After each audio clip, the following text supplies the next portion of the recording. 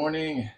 I am Tim. This is a recording of my workouts for my body transformation for a year.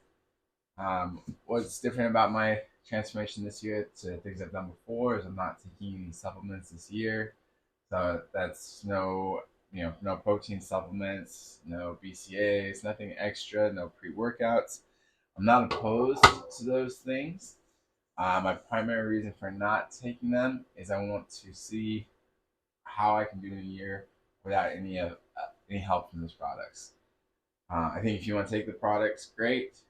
I know they can do a lot of good, but I'm not sure if they're necessary for me to hit my current workout goals. Um, the secondary reason for not taking them is it was costing me about $100 a month for supplements. My One of my kids started preschool, which is expensive. So cutting out that $100 a month, $1,200 a year, was you know something worth doing. Every little bit helps these days. So I'm gonna see what happens without it. I will say, so far one of the things that has come up is just the ease of having pre-made like protein. It's a lot easier to drink a shake than it is to make sure you're getting all of your protein other ways. So being able to grab a protein bar or something was easier. Um, but it's okay.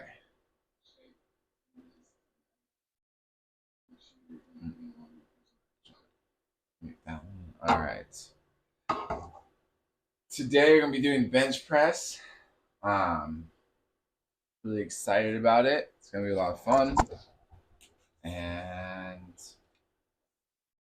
that's it. Last week, I started doing the 60-pound bench press for the first time since I tore my pec. I'm gonna keep doing it this week. It was really nice last week and didn't have any, didn't re-tear anything or re-injure anything. So that was really nice. Gonna keep going with that this week. Not gonna push it higher yet. Gonna try and make sure I get it all dialed in, and really, really want to make sure as I'm going back into some higher weight that my form is on point so that I don't hurt myself. I feel like I'm very sloppy and want to get better, so nothing bad happens. All right, let's do this. I'll start with warming up with some 10-pound dumbbells. There we go.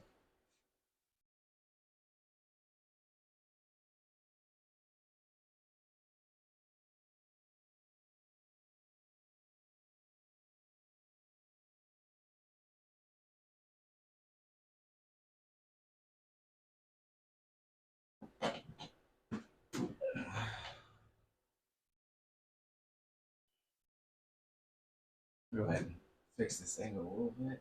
It's less than flattering enough.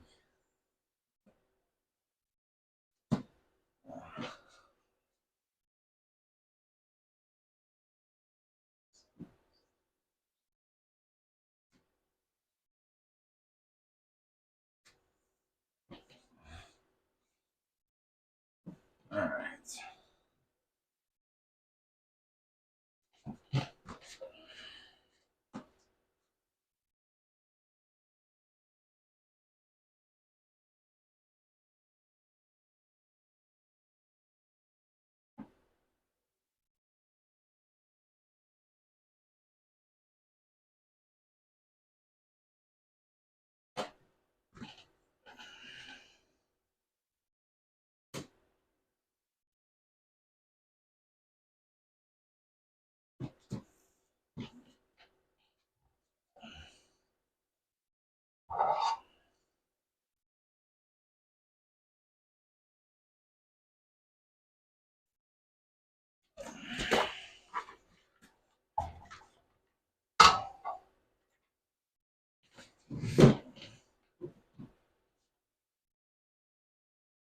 Oh, thank you, Candy B Sweat. Appreciate it.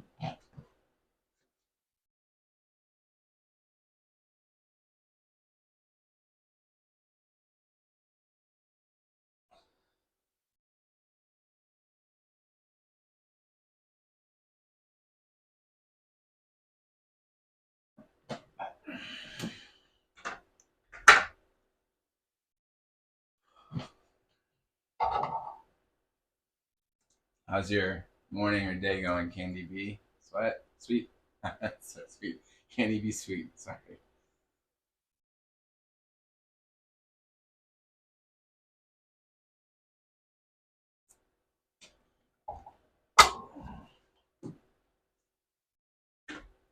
Moving up to 20s.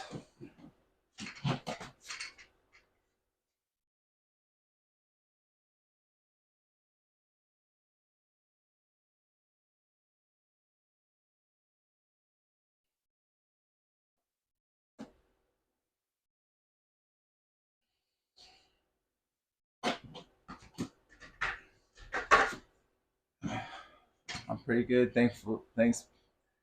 Just a bit sleepy. I'm good. I'm good. Just waking up.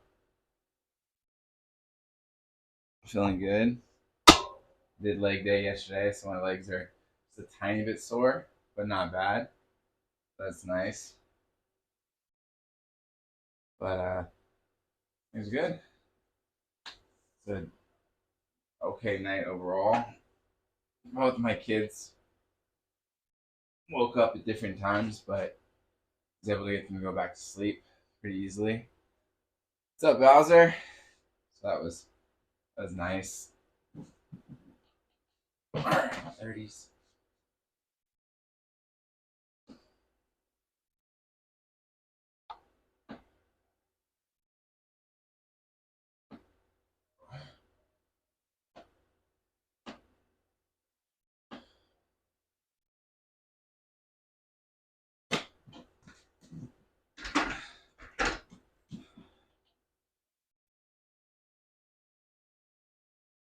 Legs are my least favorite to do. Yeah, legs. I think legs would be pretty much everyone's least favorite. It's like the recovery process of legs, and sometimes I wonder like why are we destroying our legs just to 2 days out of the week spend at least 2 days sore.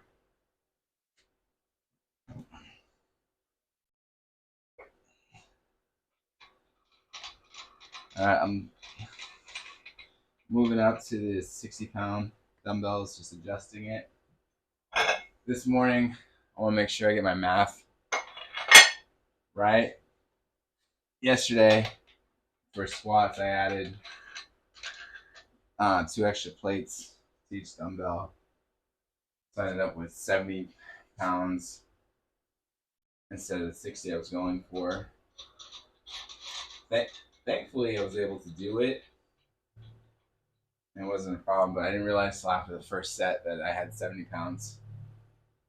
So, yeah, feeling like I'm waddling the day after is never fun. The worst I ever felt after a leg exercise was when I was younger and I was going to the gym, and they have I think it's called the hip abduction machine. It's where you open and close your legs. I had never done it before.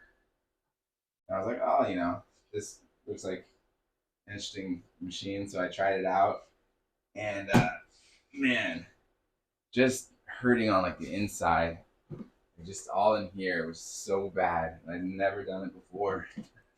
It was just a weird feeling walking around after that.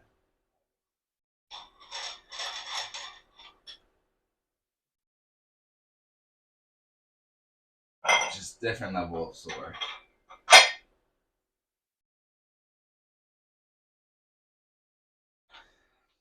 The part that's not fun for me is I have little kids, and they like to spontaneously jump on my legs, and it's like they somehow they know that the days that my legs are going to be the most sore, because those are the days they really tend to jump on me.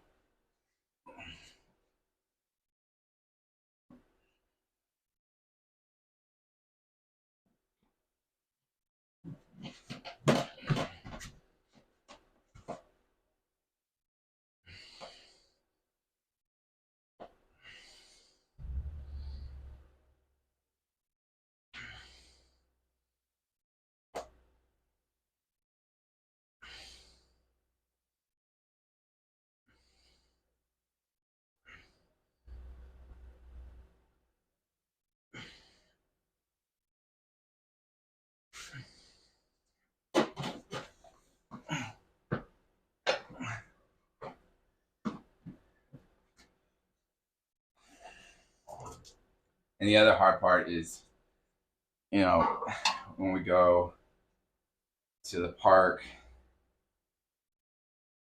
and they want to play, and so I have to be climbing up and down on the playground equipment with sore legs. But once you get moving, it's not as bad. I used to like or like go on runs the next day and like just force them into action, and they would be better than just sitting around waiting for them to heal.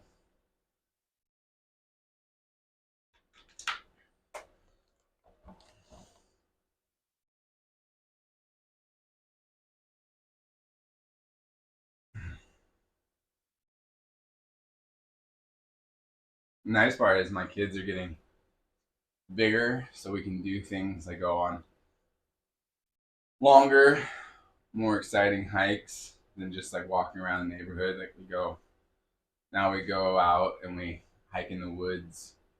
Um, we did like a 2 mile hike the last 2 weeks, which is fun because it's uphill, um, and it's all rocky and stuff, so they have to work on their footing and balance. So then we get to see stuff. That's the other cool part about being out. Like we saw this butterfly 2 days ago. It was huge. But I think it just came out of its cocoon because it was flapping its wings a lot, like it was trying to dry them, and it's really beautiful. My kids got so excited to see it. Yeah, that's like stealth exercise. Yeah, I mean, taking your kids out is stealth exercise. Like you get that secret, you get to burn those extra calories, working those working those steps. It's nice. I used to carry my kids a lot when we're walking, but I'm trying not to carry them so they can exercise more, especially with the time change here. It kind of threw off their sleep, so I'm hoping long walks will help them sleep better.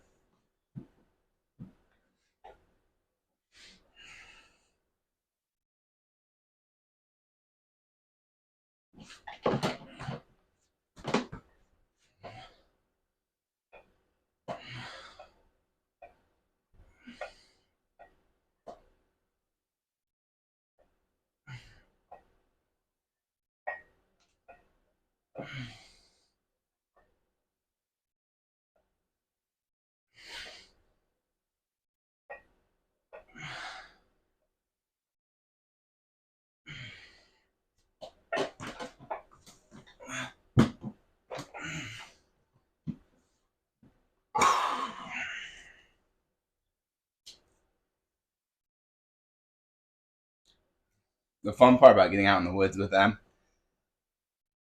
or an interesting part for me, is they're um they're Native American from this area. So like my family's Native American. Like but we're from Colorado, New Mexico. Um, I'm only just shy of 10%, but my kids, I think, are um, like 18%. But their family, my my wife's, what they get from my wife's side, they are native from this area. So when we go on these hikes in the woods, it's just interesting to think that they've been hiking and walking through the same area for so long.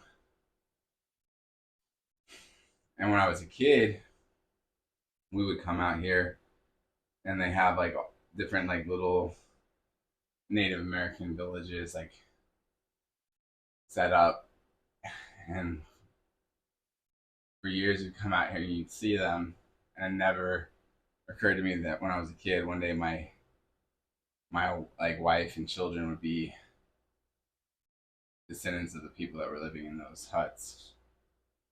But it's fascinating to me. Oh yeah, that's nice. Good to get kids excited about that stuff early. Yeah, I'm just excited about being away. I try to get them to stop. One of my kids talks a lot, which is fine because I talk a lot. But when we're out there, I try to get them to stop and listen to to the birds or listen to sounds. Teach them to like understand like what sounds mean, and the trail is not overly crowded, but trying to teach them to listen so they can hear people that are around the bend and stuff before we get to people. Make it a game. It's fun.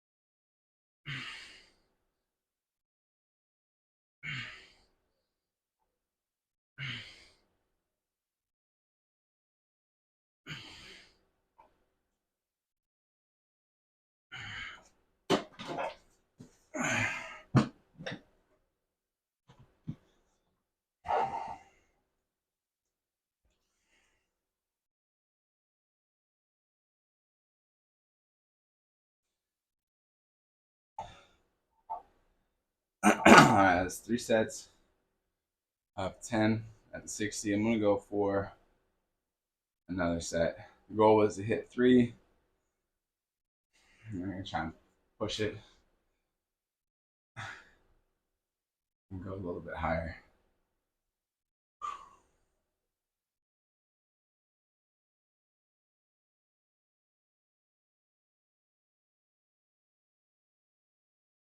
Yeah, I can't wait till my kids are bigger because I want to do a lot of backpacking with them. I think spending time in the woods is a good way for people to gain perspective on life. I think backpacking and seeing what it takes to stay out in the wild for an extended period of time is good perspective.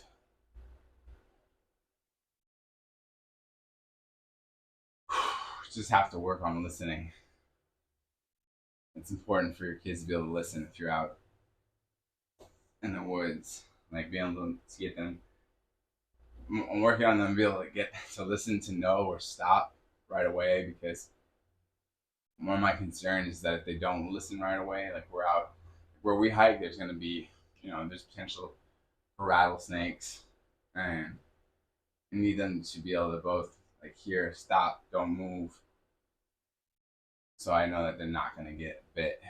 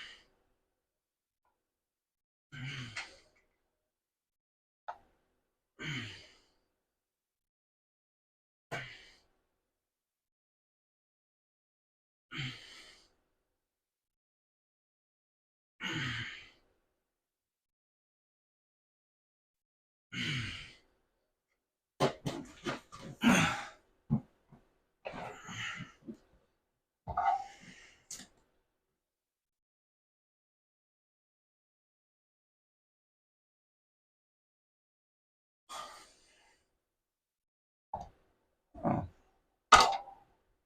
Someone subscribed. Thank you, whoever did subscribe. I can't see it. I don't catch it when it blinks across the screen on the phone. So I would do this from my iPhone. So I don't see it. I miss it, but thank you.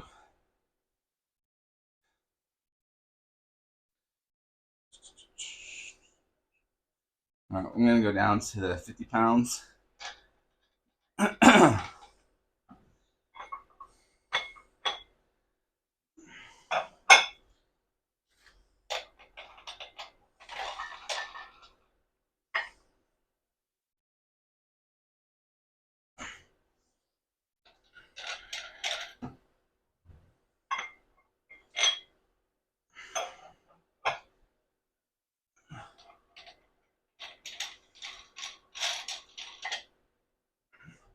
Do you do a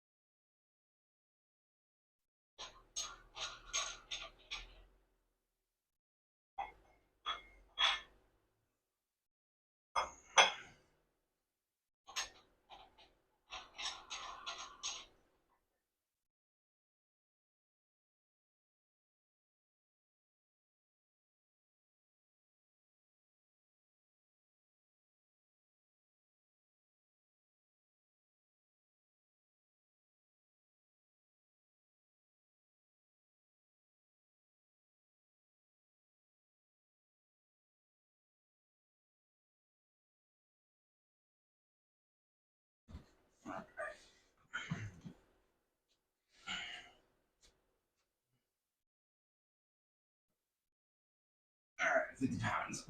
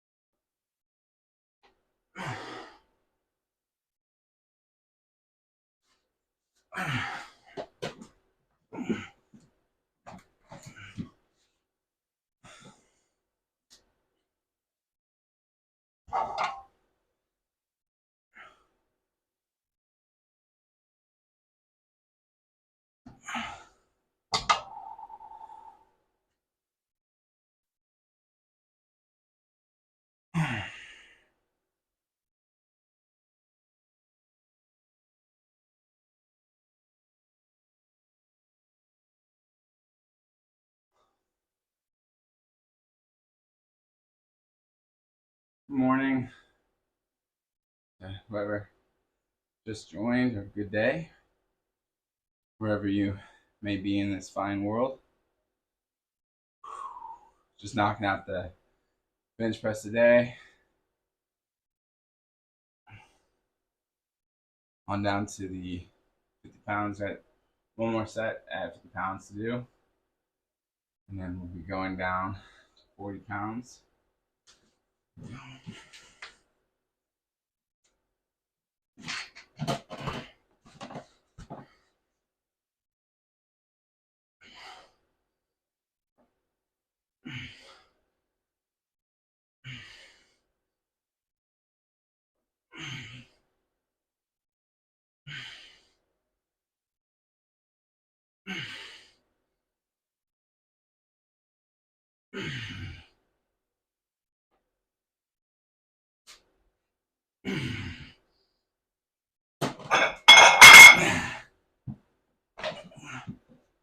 All right, that's 8.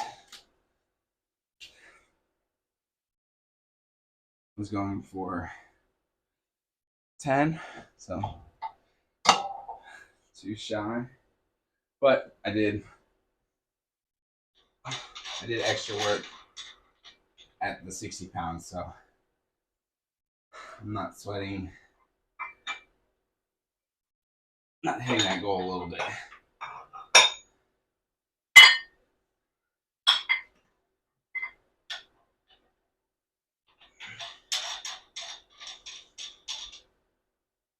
I'm gonna drop on down 40-pound dumbbells.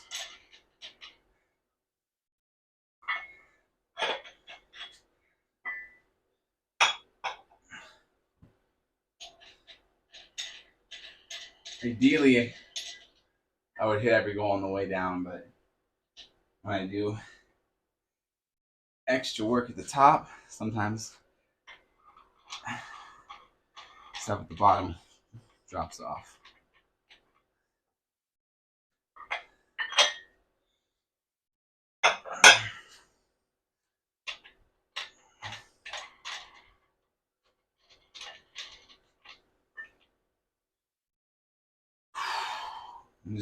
I'm really excited about this week and last week. I said earlier, I was at 60 pounds on the dumbbell, which a couple years ago I tore my pec, so I've been babying it for a while with lighter weights and moving up to 60 pounds. It's been really nice. I'm excited. It's nice to recover from an injury and be able to go back to where you used to be.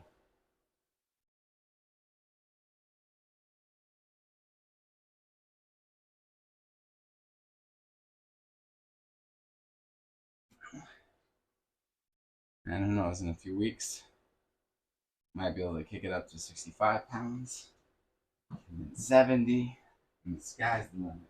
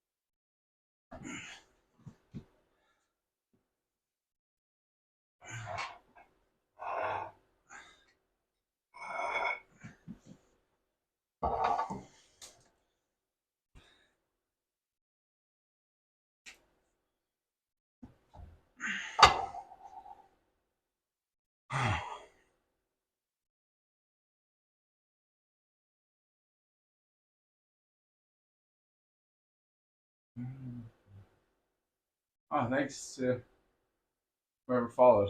Again, another follower. Again, my apologies. I can't see a follow if I don't catch it when it flashes on the screen. But thank you very much.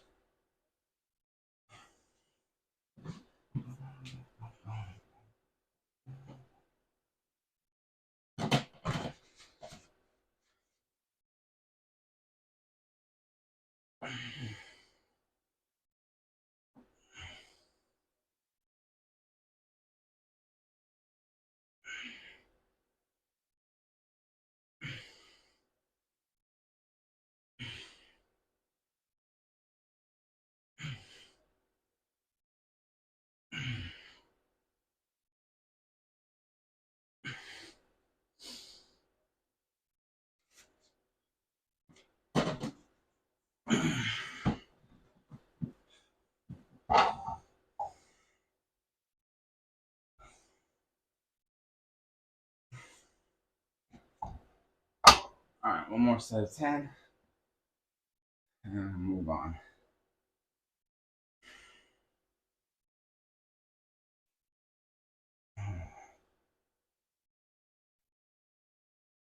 Actually, this last like week is the weather's shifted to being sunny again.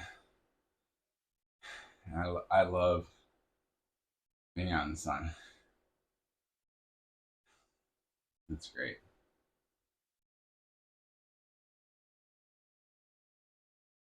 I like cruising around in tank tops, not just to show off muscles, but just the less clothes I have to wear, the better I like it. I hate wearing a ton of clothes. So if I can go in public with less and less clothes on, the better. The only thing I've never gotten into is wearing flip flops and sandals. I just,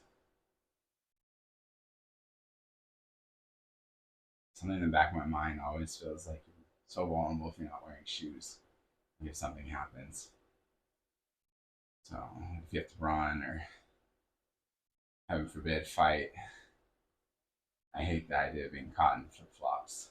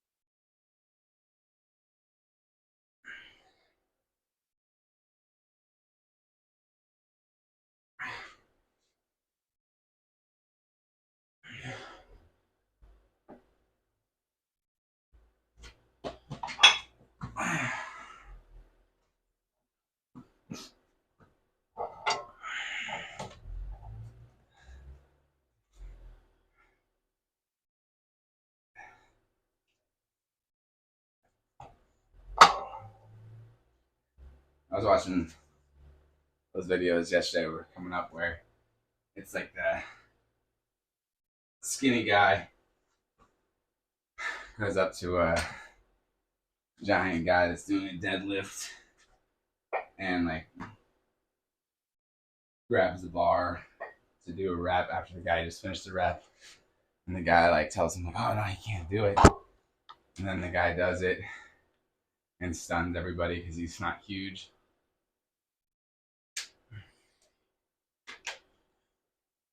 It always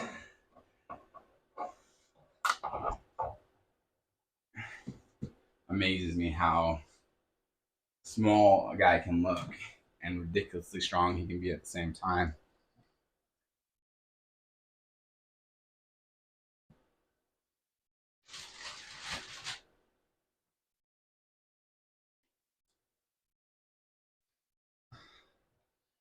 I used to work out at this gym. There's this guy that would work out there that he had a tiny chest.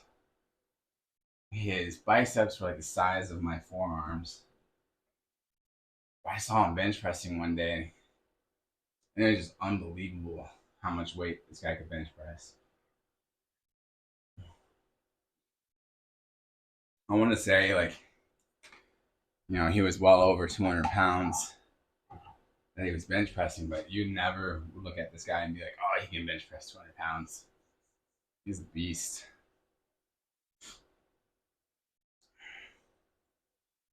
But I had a theory when I was younger that muscles or that anyone could lift anything, that muscles are the physical, that muscles equal the placebo effect. So when your muscles get bigger and you can see it, then you think you could lift more. But maybe you could have lifted the same amount of weight the whole time. You just didn't believe it. So you like slowly build up to it. Because everybody usually slowly builds up to big weights. But what if you could just lift big weights through magic? basically the whole time. You know, with that faith of a mustard seed, you can move mountains. So what's, a 250-pound bench press if you have faith? I don't really believe that. I mean, I believe the faith part, but I don't believe that people are just lifting via faith. Right. I bet your faith does come into play. You have the faith that you can do it.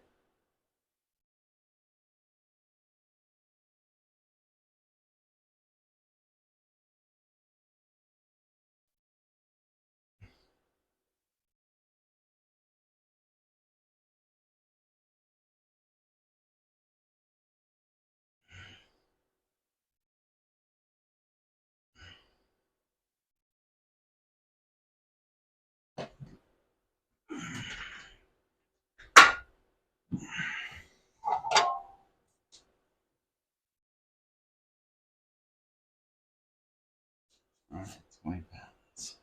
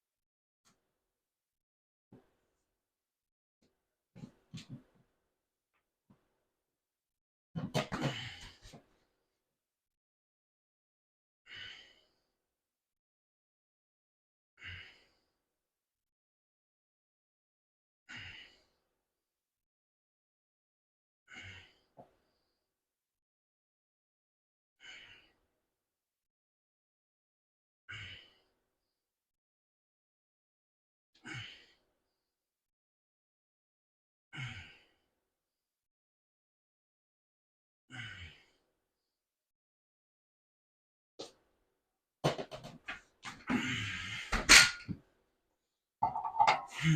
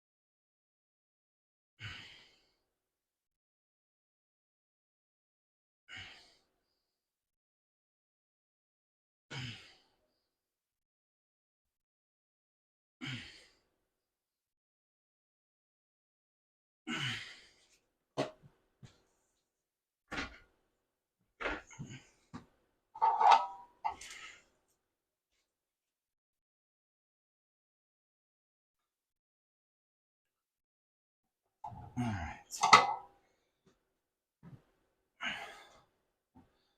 All right, done with the chest. Moving on over to abs.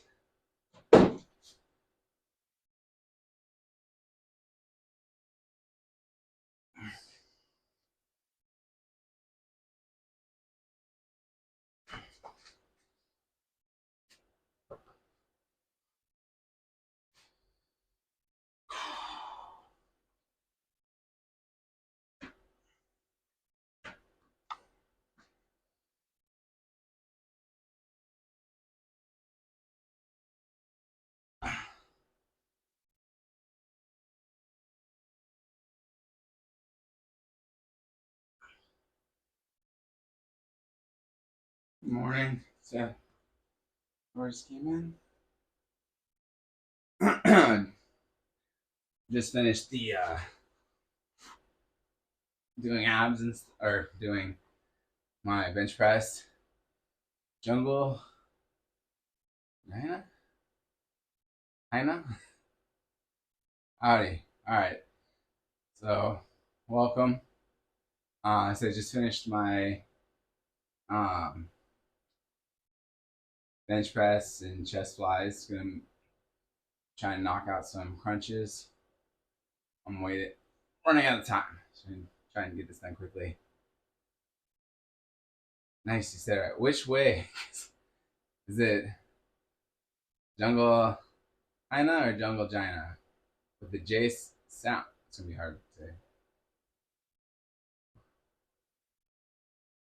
Gina. Okay, good.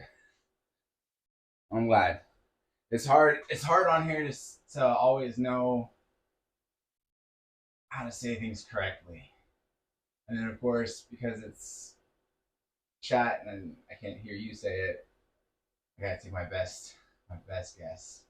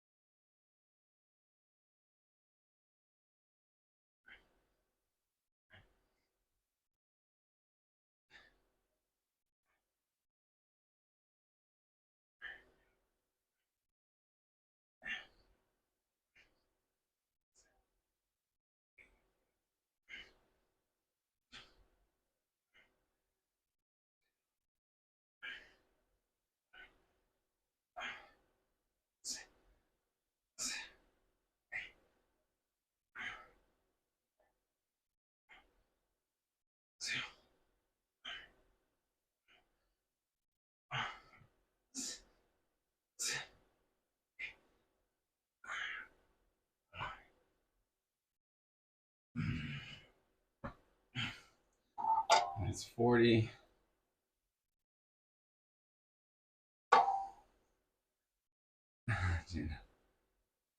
Sometimes trying to like decipher or figure out how to say someone's name correctly on here reminds me of like when archaeologists are telling you what a dead language sounds like. Like you have no idea what you're talking about. But go ahead, tell me how to correctly say something in a language that's been dead for thousands of years.